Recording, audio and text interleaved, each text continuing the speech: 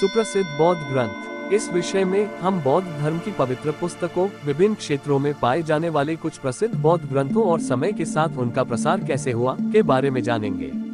Share करना।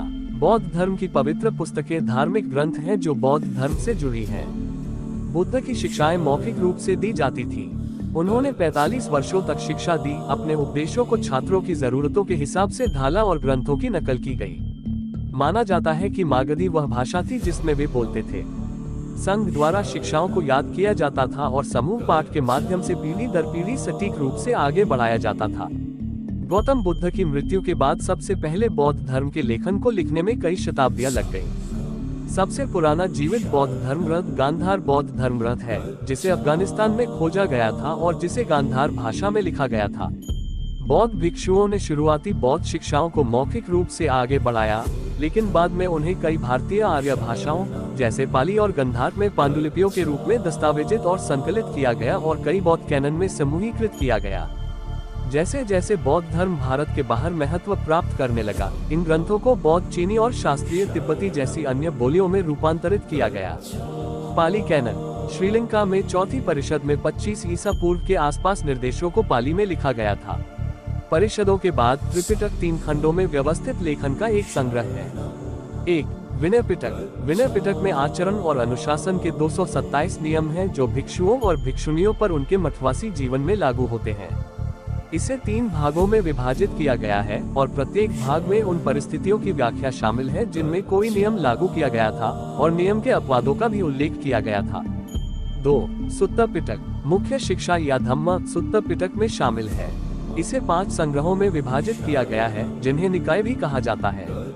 लंबी शिक्षाओं को दिग् निकाय कहा जाता है, जबकि मध्यम लंबी शिक्षाओं को मध्यम निकाय कहा जाता है। छोटी शिक्षाओं के समूह को संयुक्त निकाय के रूप में जाना जाता है। पद्य और गद्य में छोटे लेखन का संग्रह अनगुत निकाय के रूप में जाना जाता है। अनगुत निकाय विभिन्न छोटी कविताओं और गद्य रचनाओं का संग्रह है। 3. अभिधम पिटक। उच्चतर या उन्नत शिक्षण को अभिधम पिटक में 7 बौद्ध शिक्षण पुस्तकों में विभाजित किया गया है। ये भिक्षुओं का शैक्षणिक प्रयास प्रतीत होता है, क्योंकि इसमें सिद्धांत की दार्शनिक जांच और व्यवस्थितकरण शामिल है। संस्कृत कैनन। भारत में मौखिक रूप से निर्देश देने के लिए मौखिक संस्कृत का उपयोग किया जाता था। पहली शताब्दी में भारत में चौथी परिषद में बौद्ध प्रवचन संस्कृत में लिखे गए थे और उन्हें संस्कृत कैनन के रूप में जाना जाता है। पाली और संस्कृत कैनन की उत्पत्ति बुद्ध की पहली शिक्षाओं से मानी जाती है। पाली कैनन के 3 प्रभागों के बाद संस्कृत त्रिपिटक या कैनन आया। विनय वैभाषा। इसमें मठवासी नियमों के निर्देश हैं। सूत्र वैभाष्य धर्म के 5 आगम पाली कैनन के 5 निकायों से मेल खाते हैं। अभिधर्म वैभाष्य एक विद्वत्तापूर्ण दार्शनिक विश्लेषण जो पाली सिद्धांत के सार से भिन्न है।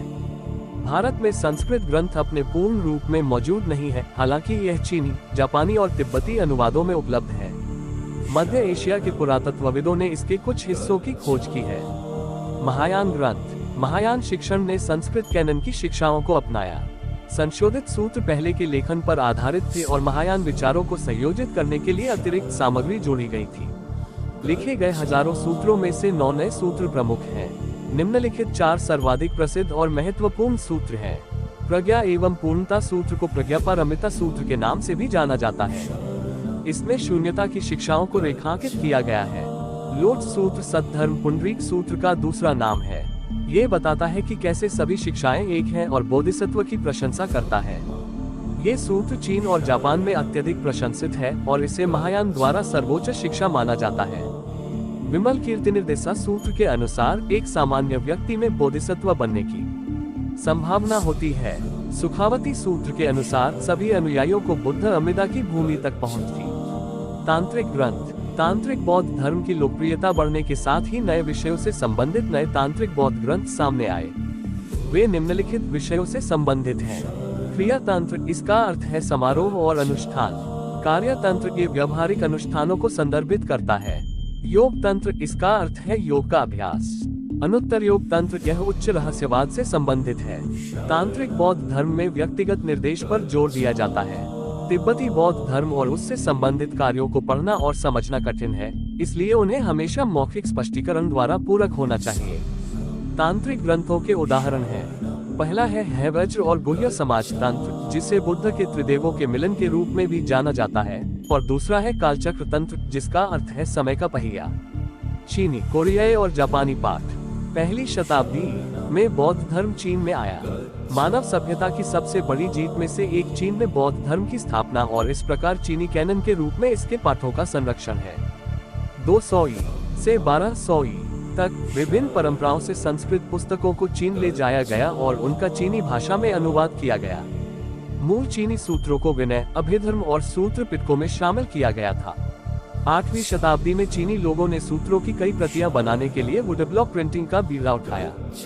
डायमंड सूत्र, जो 868 का है, दुनिया की सबसे पुरानी मुद्रित पुस्तक है। लगभग 10वीं शताब्दी में चीनी त्रिपिटक को पहली बार कोरियाई भाषा में लिपिबद्ध किया गया था। बाद में कोरियाई त्रिपिटक को मुद्रित किया गया। चीनी त्रिपिटक की प्रतिलिपि बनाकर जापान भेजा गया। जापान में सूत्र प्रतिलिपिकरण एक प्रमुख धार्मिक गतिविधि बन गई। 17वीं शताब्दी में इसे पहली बार प्रकाशित किया गया था। पिछली शताब्दी में चीनी त्रिपिटक और पाली त्रिपिटक दोनों का जापानी में अनुवाद किया गया था। तिब्बती और मंगोलियन कैनन, संस्कृत ग्रंथों का तिब्बती भाषा में अनुवाद किया गया और 14वीं शताब्दी में 333 खंडों में प्रकाशित किया गया।